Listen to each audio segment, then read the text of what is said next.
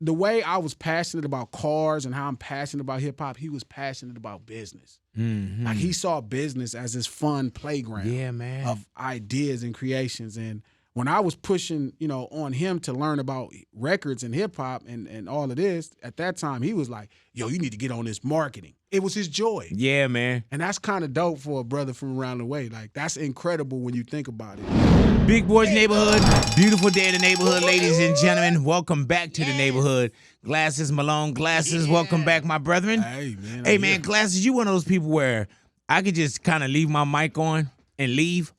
You know what I'm saying? Yeah. Because you can handle every conversation someone throw at you, man. And there's been times, Glasses, where you'll say something and I'll be like, man, Glasses, like I'm thinking like, man, you gonna get canceled. You're like, no, not really. No, not really. Yeah, man. Self-made, man. Yeah. Self-made. How do you survive this cancel culture, bro? Everybody's so sensitive, Glasses. I'm what does Ice-T say in 6 in the morning? I'm a self-made monster of the these city LA streets, these city streets, remotely controlled by our hip hop, just like that. Yeah, no, not for sale. Pepsi don't pay me, Coke don't pay me. Yeah, these streets pay me. I ain't mad at you, man.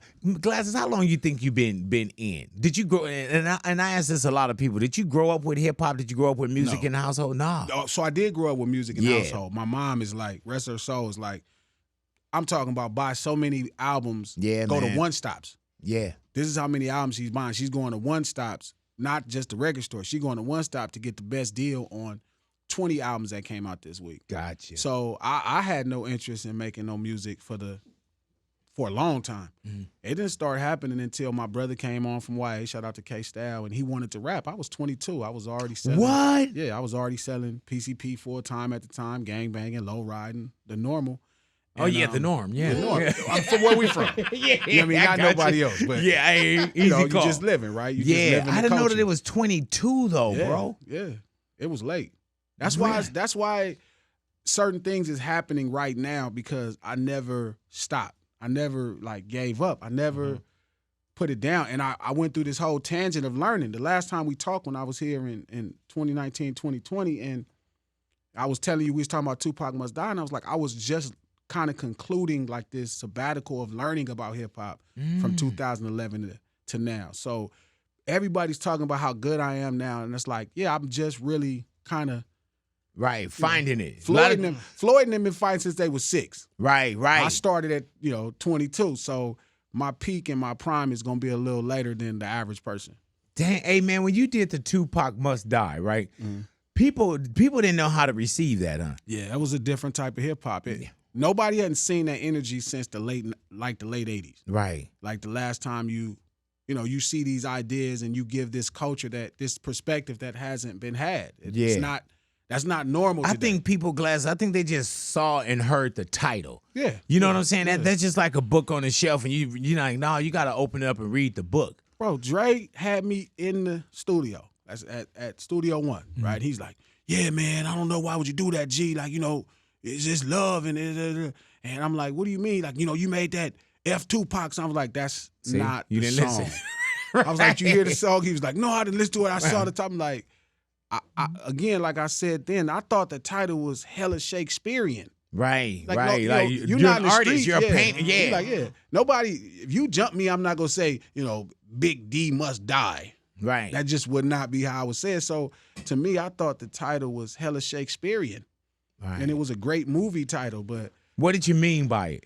It was like for anybody that didn't hear it. Well, it really was just a perspective of LA culture, morality based. Right. You know what I mean? If you jump the wrong person, you're probably gonna be ducking rounds. Yeah. So I was just teaching a story in Los Angeles morality, and no man's above the program. Right. Not even one of the greatest hip hop artists ever. How many people understood it? Period. Because when I saw the title, but when I heard it and we said, I was like, oh, okay, I understand it. So Quik cussed me out at a show. Like not I wasn't there, but Quik was on stage. He was like, man, effing Glasses Malone, he made this stupid song, and he was going off, and Dre he hadn't heard it either. No, they didn't hear it. They just saw the title and just Glasses then lost his mind. Kurupt cussed me out. I'm with Steel. Shout out to Big Steel, but Kurupt cussed me out on the phone for an hour. Right, and you let him get it off. Because it's Kurupt. Like, Dre, Kurupt, and Quik cussing me out is like, come on, man. And then I made it. And then after they say it, did you listen to it? No. No, I ain't listen to it. I just listened to it. So Daz got it. Right. Daz like, oh, I get it. They gonna cuss you out, but I get it. Right. Snoop got it. He was like, I get it. They gonna cuss you out, but I get it. CJ Mack had a really great idea. He said, hey, man, you should do another part that tells Tupac's side of the story. I'm like, everybody's told Tupac's side of the story. This is the side that nobody's ever talked about. And Ice-T got it too. But he's like, man, them fans gonna lynch you. Right, yeah. I was like, well, this is where I need to be at. Right. This is me as an artist. This works for me. I would imagine this is where NWA and Eazy-E was when, you know, after Police. Yeah, they got the letter. Yeah. They got the letter. Yeah. Easy call. Hey, man, so when you say you jumped in at 22, which is like crazy. Yeah. You know what I'm saying? And especially in this field where people are like, oh, man, you know, I started writing my first one when I was 9, 10, 11. Yeah, then in high school, I started to bust. I came around that time. So when your brother gets home and he wants to get into music, you already flourishing in other get downs. You know what I'm saying? I'm making $400 a day. Yeah, and you good. PCP. I'm, you know, that's no tax. No children. Yeah, no wife. This is back when Watts the rent was $400. Right. Yeah, you like, man, I made my rent today. Yeah, you know what I mean. So, he comes home from YA. My mom's putting real pressure on me about, you know, helping to keep him out of trouble because he kept finding himself in free trouble. We call it free trouble. Gotcha. Yeah, like, man, wasn't making money trouble. Yeah. So he was like, you know, I was like, what you want to do? He's like, we should start rapping. And I think he really wanted me just to pay for the studio time. Right. And we went and booked the studio. My older brother was rapping at the time. Shout out to Pooh. And he managed us. And he rapped. So we put together these 4 or 5 songs. And the songs started, like 2 or 3 of the songs started having impacts around the community. The homies from Mona Park was playing it. The homies from Carver Park. The homies from PJ's, the Palm and Oaks, the Laurels. I'm like, oh, we got some. This is cool. Hey, man, that's celebrity status, though. Yeah, right there. Easy you call. Know what I mean? People like, man, I heard that BG makes the world go round. It's crazy. And I liked it. And my little brother goes back to YA, right? He gets back in trouble. He goes to jail at this point because he's grown. And I started doing it just as a therapeutic expression of, you know, we dealing with all of the stuff, friends dying, homies getting life. You know what I mean? It was like, okay, I'm just going to keep making music. Had you ever written anything before? No. So no poems, no nothing? Yes. So I used to write stories in 5th grade, like about Nintendo characters and sell them to my friends. Right. So like, so you had a gift of writing and creating something. As a storyteller. You just hadn't tapped into that. Not on rhythm. Right. And so when you write that first one or the first 5, does it come to you easy? You know what? Yeah. Never have been in a studio? Nah, never in my life. It did come pretty simple, but I don't think it was great. I don't think it was good. I think it was just honest. Right. Just represented everybody's take at that time. But I just kept doing it, and you know, the first time I went to a studio, shout out to my engineer Guido DJ GLE, but he was working with Rhythm D, so like he had been, you know, working on. He had mixed Diddy. Right. Paperboy. Like, he had mixed hit records. Yeah. Yes, sir. So like he was a part of some big records. Yeah, hell and he was like, I wanted to work with him, and I remember him shutting the door in my face and me having to get better, and then coming back and him working with me, which ended up making White Lightning. How do you separate, you know, what you know streetwise to music-wise as well? You know what I'm saying? Because even when you say, and I don't know if it was a literal shut the door in your face when you say, oh, he shut the door in my face. Oh, no, literal. Yeah, so how do you take that?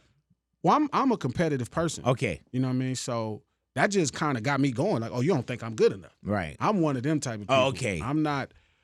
And even like coming into the music business, like I wouldn't say the legends welcomed me with open arms because I think I had this kind of hell of a reputation already, which I don't think fit. I think everybody get down like this in LA. Right. You fight and you shoot, you gonna survive. So, but everybody to me wasn't as welcoming. And I just kind of had to make it work regardless. You know what I mean? And I made it work. But I didn't realize how much of a blessing it was neither. You know, I looked at it like an opportunity to change businesses.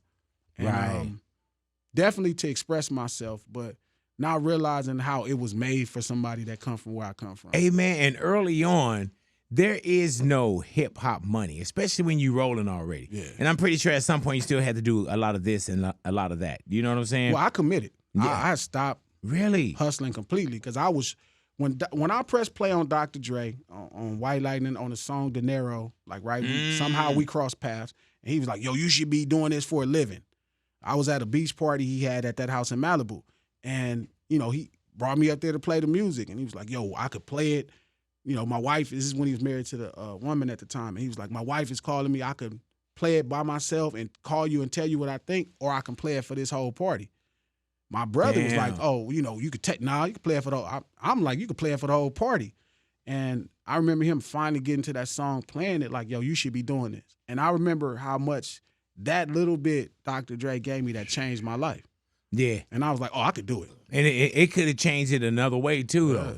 But being a competitor, even he would have said something different, you probably would have just went back to the lab. Yeah. So, I've in fairness, I've been able to make good money doing this, like great money, way more money even than selling drugs. Yeah. But I didn't really understand it. Like I just was culturally the authentic thing. Right. And, you weren't going into a phone book coming out as glasses. No, this is that's you. Back of my normal stuff. But in 2011, like we talked about it, where it was like I started looking at records. What's crazy is I invested in this kid that was he used to host radio at Cerritos College. This kid named Aaron Drake Jr. He go by Head. Right. Hello. And so I made Head a DJ because Head was like me. He was always sober. He was hella articulate. Yeah, man. He wasn't a street guy, but he could be. I brought him to the hood. And people liked him. Yeah, he knew how to get around. Liked him. Yeah, we could be around girls, and he crazy, and girls could like him. I'm like, okay, I'm gonna keep you with me because you like me. We can work rooms. You can go over here, and I can go over here. And I made him a DJ. I was like, yo, you should learn how to DJ. No, you're gonna learn how to DJ. That way we can go everywhere. Damn. And he became a DJ, and kind of pouring into him. 2011, he started explaining to me, and he taught me about this thing called BPMs. Tempo. Right. And it changed my life. And it set me on this journey to learn records. That journey turned into learning hip hop. And then that journey between, Head and Nip became learning marketing. Right. And it was a real cocoon, a metamorphosis for 8 years. And Tupac Must Die became the finals of my learning. Right. That Good was the first record we did by ourselves. Hey, man, you know what's crazy about that? Is that sounded already so professional. That was Head's first beat. Swear to God. But the reason I knew Head could do it, but I'm going to tell you why, because as I start studying. And Head is too humble, too. Hands down. So as I started studying hip-hop, you get back to the DJ Unknown.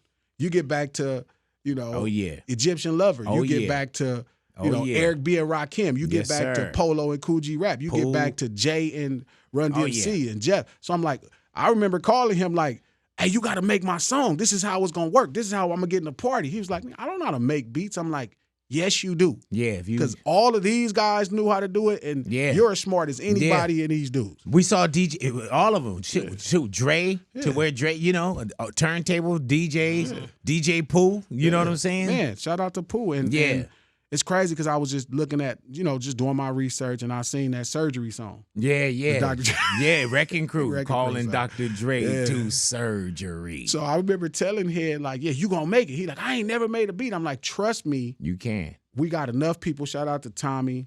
Shout out to Peru, Jim Nays. But I'm like, you have a staff of people that can execute any way you tell them. Just tell them what you think should happen. And we start looking through samples and ideas. We about 15 years back. I'm like, this is where we should be at. Because this is where hip hop is at, right? This is where, when G-Thing came out, I Want to Do Something Freaky to You was about 15 years old. Right. When Regulate came out, the Michael McDonald song about 15 years old. Keep forgetting it's 15 years old. So I'm like, so we gonna look between 94 and 96. Studied. In 6 days. Right. I didn't do anything else for that 6 days. I swear to God, like 24 hours. And Head to validate this story, I called him like he told me about BPM Sunday night. I stayed up every day until Friday. Like I got a little sleep, but I kept waking up. YouTube. And this is where I'm blessed to be in this time because YouTube, imagine me having to go to the record stores to find these records. Right, yeah, and man. I studied every West Coast hit ever as far as hip-hop goes. And I started learning, some of these are sampled. I didn't know they were sampled. Damn. I had no idea. I'm like, wait a minute, Dr. Dre didn't make this idea out of the clear blue sky? And I start seeing the math of it, and that works for me. I'm a math guy. So I start seeing the numbers. I'm like, okay, I know what to do. So I call ahead and I like, hey, you gonna come to the studio? And I had to threaten him, like, yo, you need to come make this because you are my DJ. Right. You're a producer now. And I'm Fresh Prince. Yeah, man. He's the DJ. I'm the rapper. He came and he trusted me. He started looking and he loved that loop at the beginning. Shout out to Warren. He loved the loop at the beginning of that good, on this DJ. No.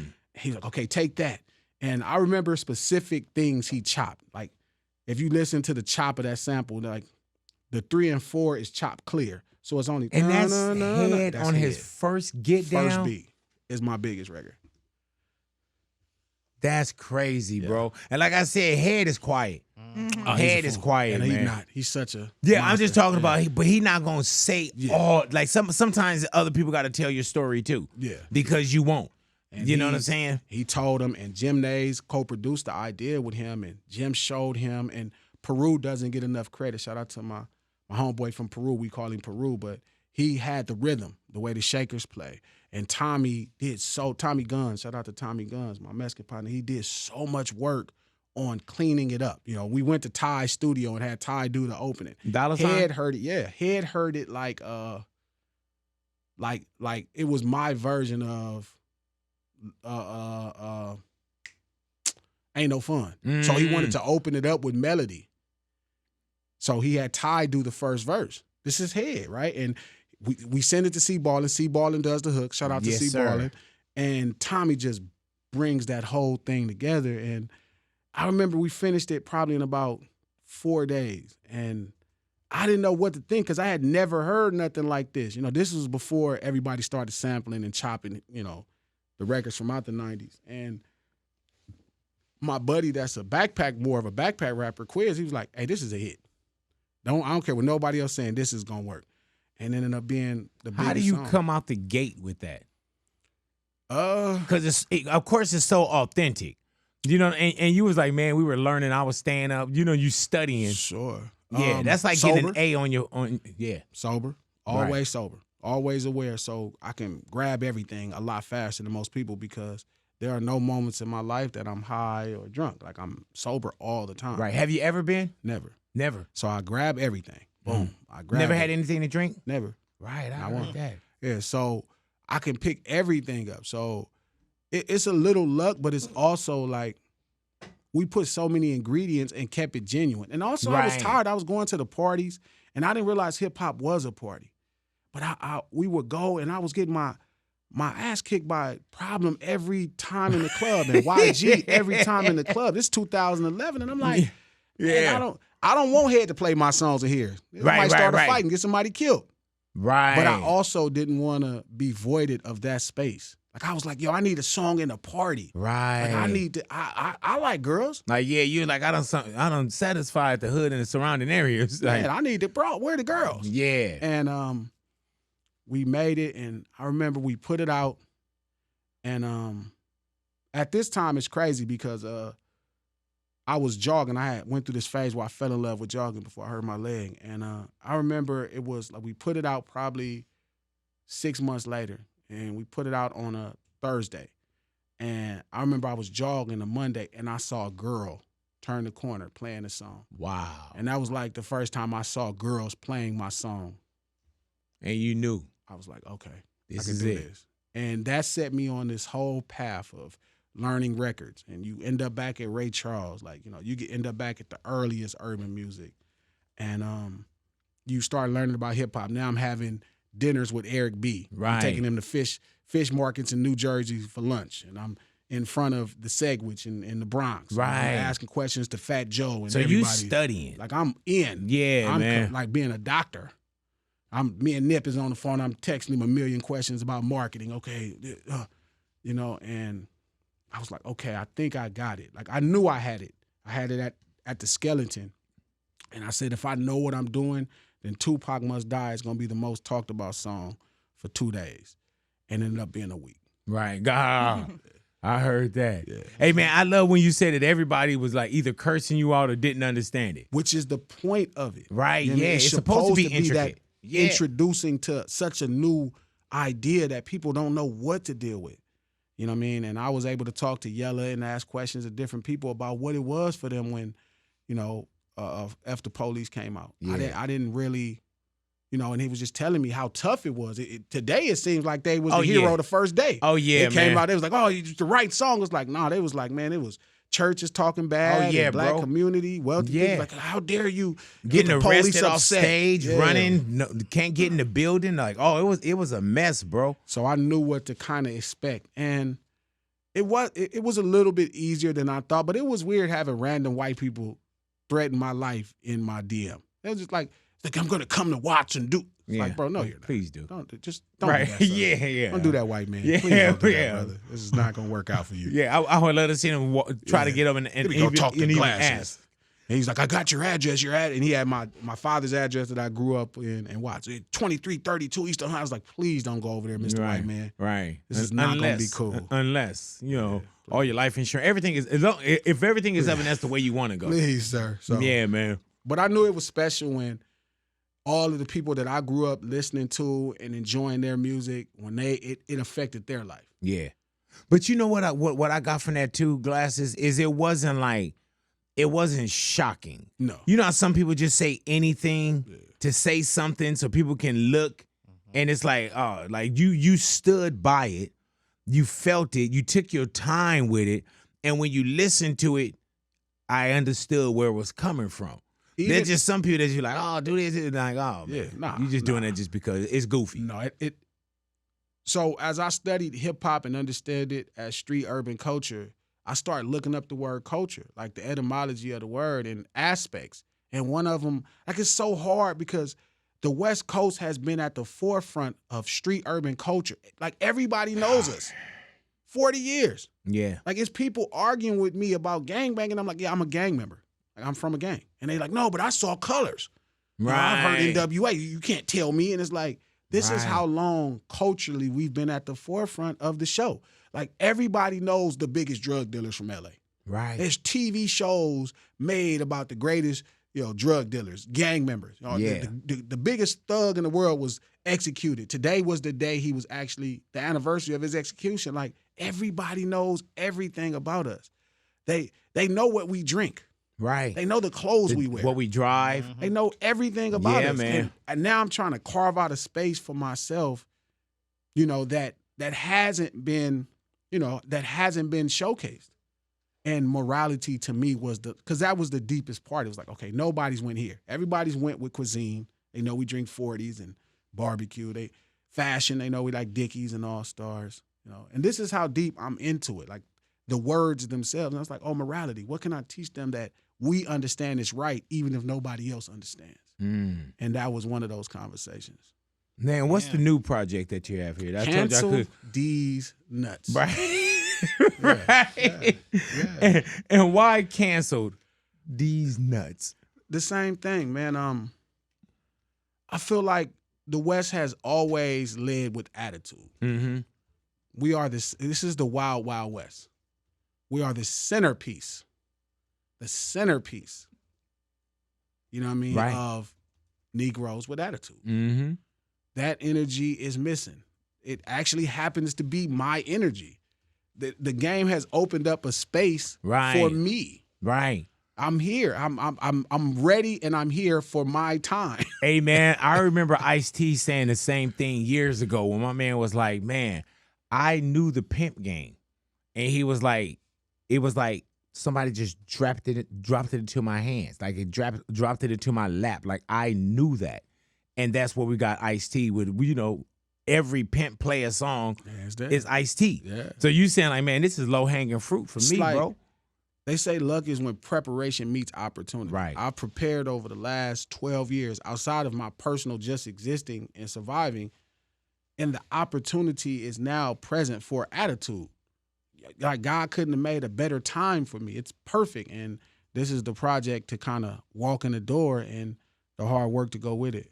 Hey man, is the one that you shot to me with you Xzibit and Kurupt? Is it on here? No. Oh, that's coming at the top of the year or later that's on? top of the year. Yeah, man. Yeah. So what do we have here with Canceled? So Canceled is produced by Irvin Pope, my man EP. We both from Watts.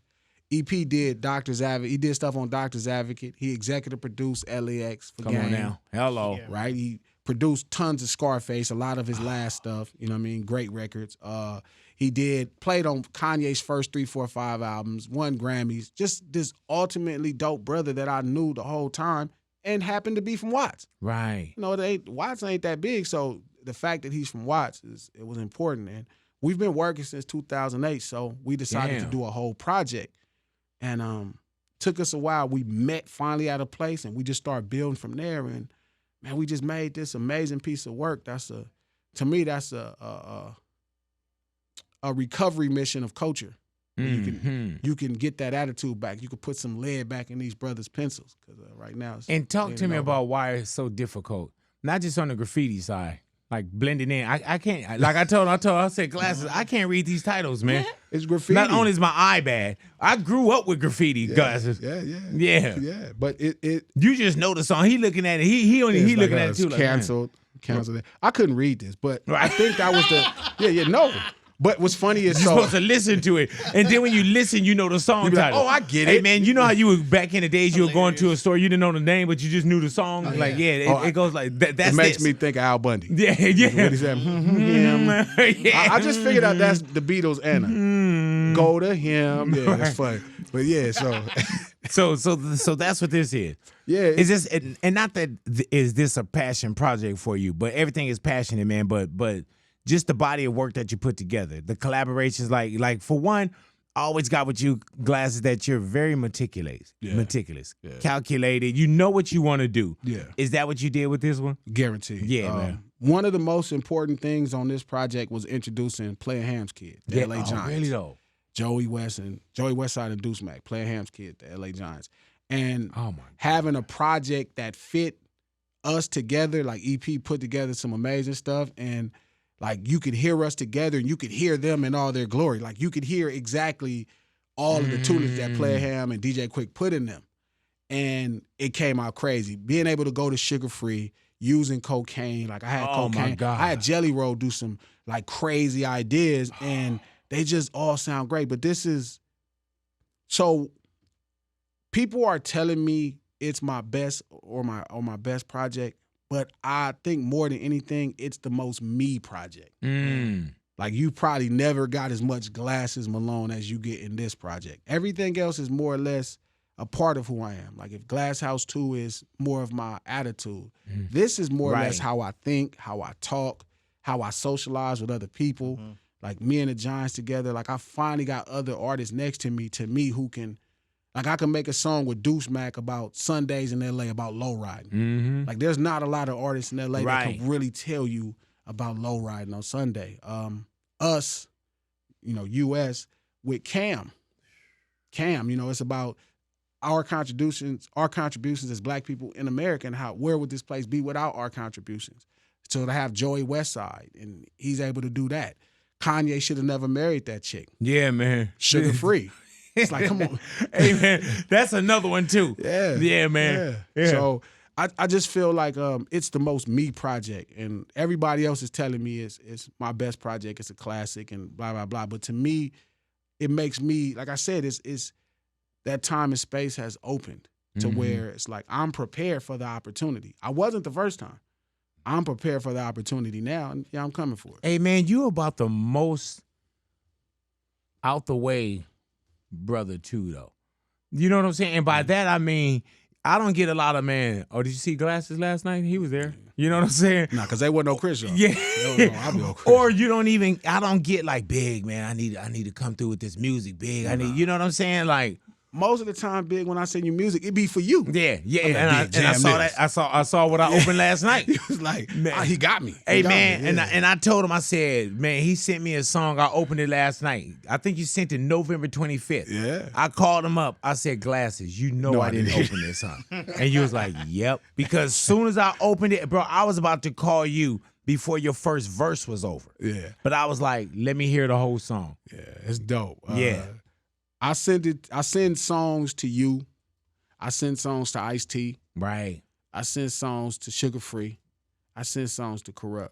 Mm-hmm. Cause to me, like, y'all are really still into it. Yeah, man. And so I feel like y'all, I don't want you to have to be stuck with the shit you got to hear now. Yeah. I want you to have some good stuff. And I'm Get getting out my so car. much better. And I'm like, yo, I want you to have it. So, one of those with Xzibit. And Xzibit, I had DJ Pooh do some dope scratches. Shout out to Pooh for doing that. But Xzibit was like, they ran into each other randomly and he was working on it. And Xzibit said, man, Glasses is so tough. And it was so funny because now I'm here and I'm finally, like, my dues are paid. Yeah, and I yeah. can feel it. Yeah. You know what I mean? But also, man, I think Glasses too, man. I always say that character is what's being said about you when you're not in the room. Yeah.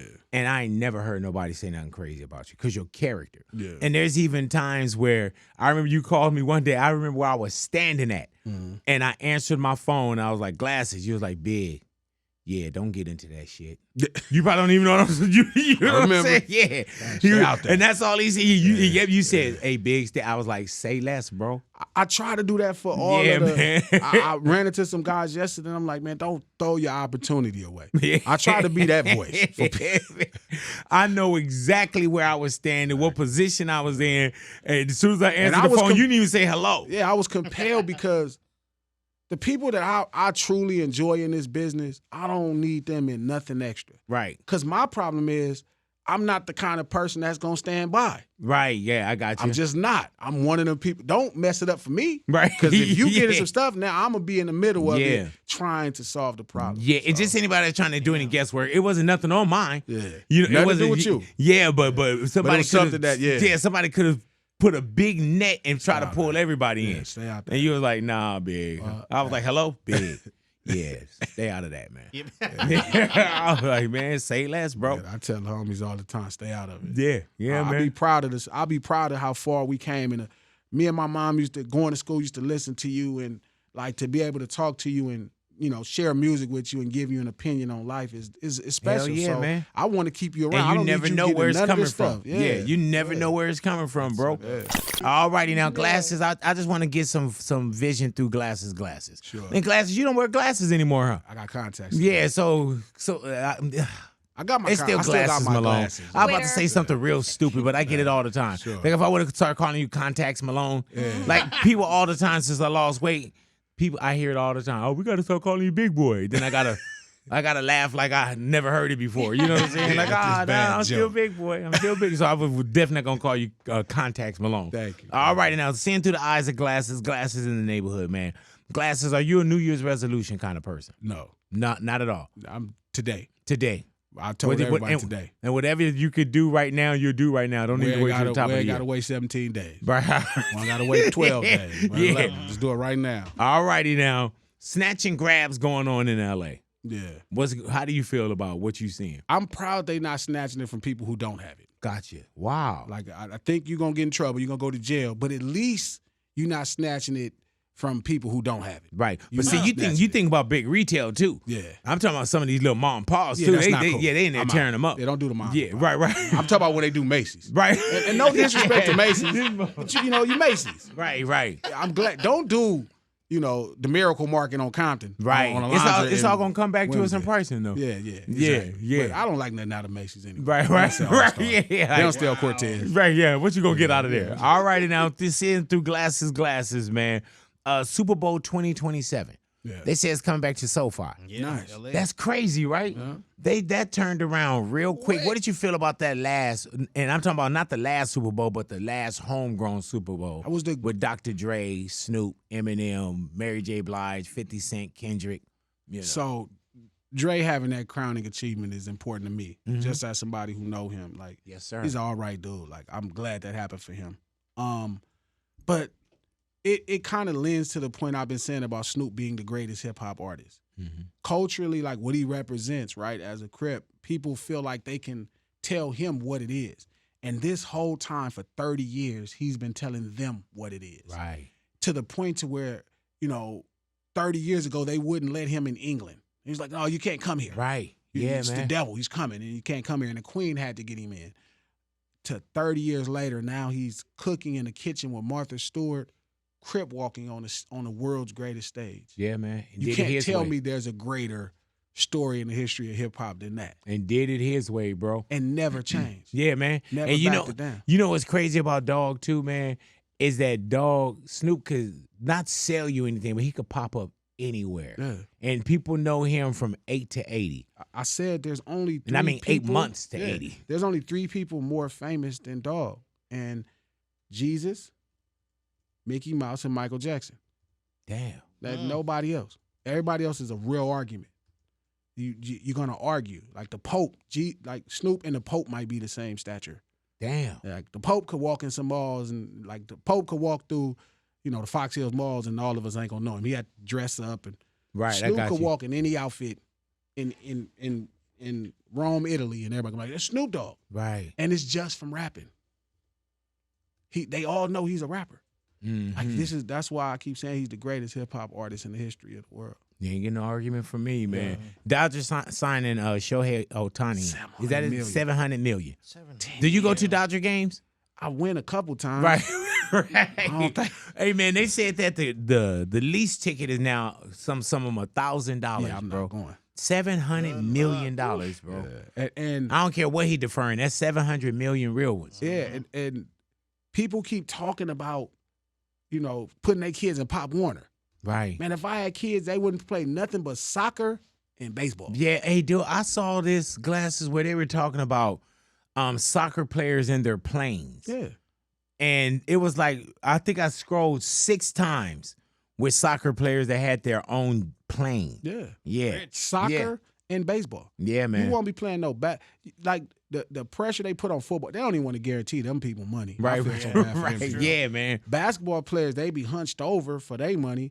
But baseball and soccer players, man, they live the greatest life, get paid the most money. It's the most opportunity. Yeah, it's an amazing thing to watch that little man come over and get that $700 million. Hey, dude, so money.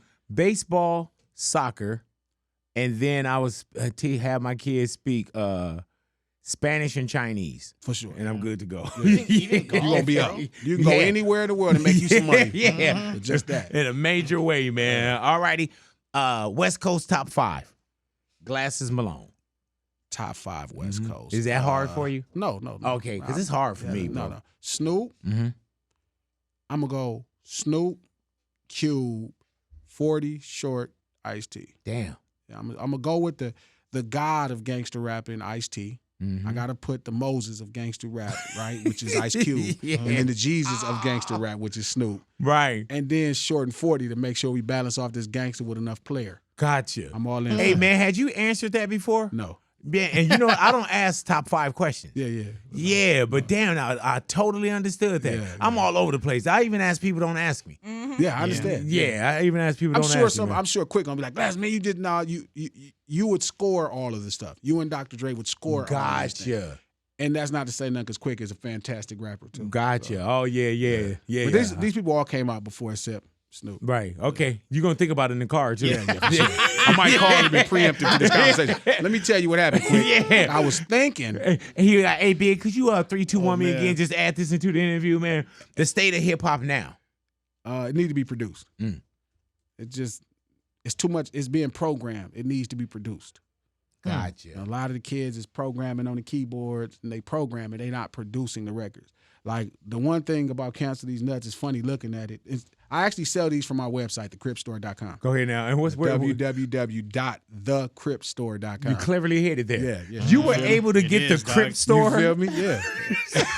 And nobody was sitting on the Cripstore.com. You would think, right? Yes, like, bro. This is why I know it's you would my think time. Somebody would have just locked it up. This is how I know it's Nip blessed me with. Shout out to my man Nip. Yes, you know sir. What I mean? Down up there making sure God pulled the switches for me. Man. But it's so much stuff that happened in the post-production on this. Like we finish a record and we finish the rap and we do the hook and I send it to E a plate on top of it. And then you just have it perfect and you be like, man, it's like a tailor-made suit. I'm up here like Frank Lucas. Right. Man, back to your website. Yeah. thecripstore.com. Yeah, bro. Yeah. So we had to Is sell. the bloodstore.com still out there? I have it. Damn. I was going to ask you, do you have it for real? I got the Pyru store and the blood store. I'm not giving it. Yeah, man. Only my Pyru and blood friends could have it. Oh, yeah, man. It's nobody Wow. else. I got that too. It's been a journey for me. The CRIP store. Yes. Look it up. You would think some little white dude in Omaha would have been, or somebody up in Silicon Valley. The Crip store. I ain't mad at you, man. I sell autographed copies. I sell a lot of autographed copies every day. Probably I'm up to about 5 or 6 a day. Right. So around just the world. And real ones. Yeah, I sign them myself and I ship them myself. Right. I ship all my merch, my vinyl, and it's cool. Hey, man. Yeah. And you know what I love that you said? I'm up to like 5 or 6 a day. Yeah. That's real people putting in real orders. Hands down. To you. Yeah. I love that, and man. hit me, and a guy from Japan just hit me, Coast Music. He was like, I need 20 more CDs. And right. I'm one of the reasons we're going to England and France is Midem in France. And they used to have this is a big music convention for Europe. Right. And they have a lot of distributors that come over, a lot of technology that's going on in music, and we going there to sell music. And you've been to Japan before, right? Twice. All right. I would love to see you in Japan. Back in there February. How tall are you, Glasses? 6'3". All right, 6'3". I go through there like Godzilla. Yeah, man. And I done had some crazy. We going. This is a morning show, so it's not a raunchy show. But man, I got some stories. But give me one. I got some stories. Man, I'm telling you, the girls over there, man, I just feel like such a greater man. Right. Kanji, I be like, at home, I'm pretty good. But over there, oh my God, man. Guy. Yeah, man. And you know what's crazy about that too, Glasses, is no one look like you. Yeah. So when you go do an in-store performance or whatever, they know exactly there's Glasses. The greatest part is when you rapping the raps and everybody's rapping the words. Yeah, man. And then you go to talk to them, you hop off stage, you're like, man, I appreciate you rocking. Maybe they start popping, you be like, oh, you really don't speak English. At all, bro. This music stuff is powerful. Yeah, man. And you know it's a trip, man. Over there, it's a different kind of passion for it too. Yeah. You know, like they still grab merch. Whole parking lot full of low riders. Yeah, that's man. crazy. Have you been to Yokohama as well? Yes. Yeah, Yokohama, Tokyo, man, Fukuoka, they ride over there. They go. Like, oh man. I've been to a car show, so I was with Daz. And I know homies' cars that's there. Yeah. Yeah. I was with Daz. And Daz is the easiest. He stole some out of the store. We got so many yen. He stole like an ice cream. I'm like, Dad, why would you steal ice cream? You talking about Daz? Though? Yeah. There it is. Daz. It's crazy, right? So, to say he did. I remember being with him and him showing me, shout out to Daz, because he showed me how to do the business. He's like, yo, you got to autograph your CDs. And yeah, man. He knew how to do the business then. And the thing about it, man, I remember just being over there, because I've been over there probably 40 times, right? Yeah. And E-Man and I, we used to go over there and just run through Japan, bro. Yeah. Run through it. And I remember we were at this one in-store, and this person came with a poster and laid the poster down in front of us, not a crease in the poster, for us to sign it, right? I'm wondering, how did this dude fly home? Like, was he on a plane like this, or did he have one of them cardboard? Like, it's a different feeling. And I know your first look, and they was probably really doing it by the time you got over there. But I know with us, I used to trip off of, at first when I would see them, and they would all be, if you were in certain areas, all of them are Crips. Yeah.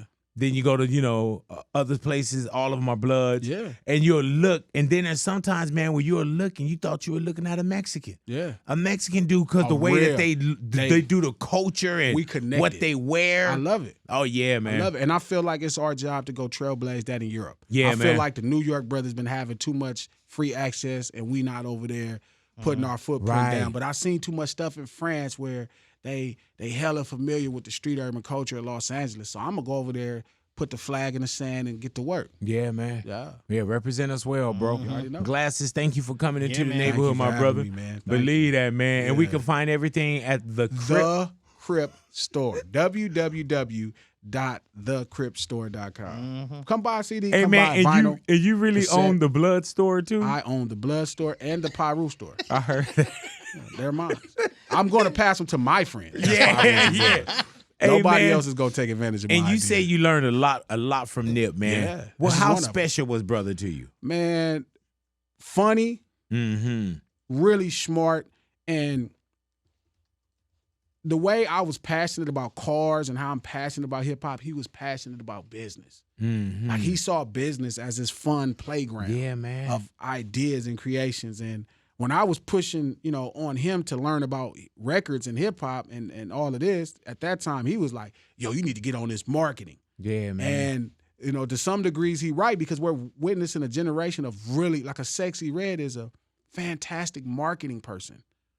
Like she's fantastic at marketing. Like we see everything she's trying to tell us. And that's what marketing is about. Like, and that's Nip's whole thing. Like, yo, you gotta know how to have that conversation, tell people the story, and get it to. I remember, dude, we were on that cruise, and the cruise is like, Khaled was there. Everybody think about shaking asses, this, that, and the other. And I remember the one thing that he did a seminar. You know what I'm saying? He had a room. That's my boy. And taught everybody about business and marketing, and people was in there like taking notes. Man. He was passionate. He'd tell me, Big, read this book, bro. Yeah. Read this. He got me on Contagious. He's sharp, and he was passionate about business. Yeah, man, like and shared it with you too, though. It was his joy. Yeah, man. And that's kind of dope for a brother from around the way. Like, that's incredible when you think about it. And yeah. I do miss that point. Like, I would love for him to see the Crip store. You know what I mean? And really, because he would be laughing. He held the name for you. Yeah, you feel me? My man up top. Easy call, man. Glasses, thank you for coming into the neighborhood, man. Thank you, bro. Appreciate you, man. Y'all stick around, y'all radios. Big Boys Neighborhood.